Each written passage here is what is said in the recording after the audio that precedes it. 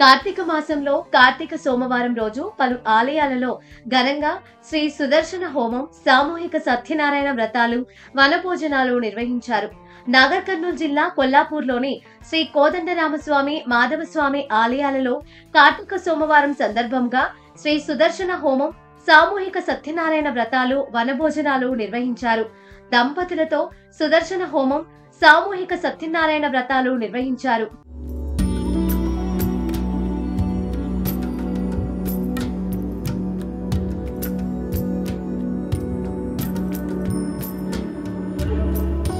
లోక కళ్యాణం కోసం ప్రజలు సుభిక్షంగా ఉండాలనే సంకల్పంతో సుదర్శన హోమం నిర్వహిస్తున్నట్లు రాఘవేంద్ర శర్మ తెలిపారు.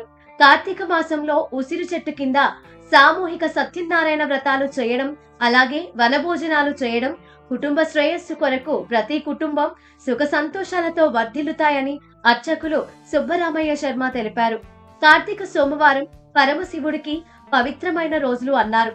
కార్తీక మాసంలో ఉపవాసాలు, హోమాలు, సత్యనారాయణ వ్రతాలు, కోటి దీపోత్సవాలు నిర్వహిస్తే సకల పుణ్యాలు కలుగుతాయని ఆయన అన్నారు. అనారోగ్యంతో పిల్లలు బాధపడుతున్నారు.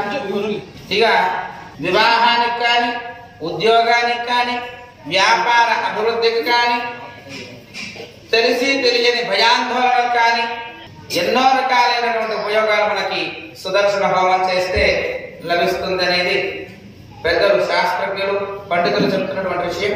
ఈ సుదర్శన హోమం ద్వారా మనం కూడా ఎంతో కొంత విశేషమైనటువంటి ఫలితాన్ని దక్కించుకుంటాము ఆయన అనుగ్రహం చేత అనేటటువంటిది సందేహం లేదు.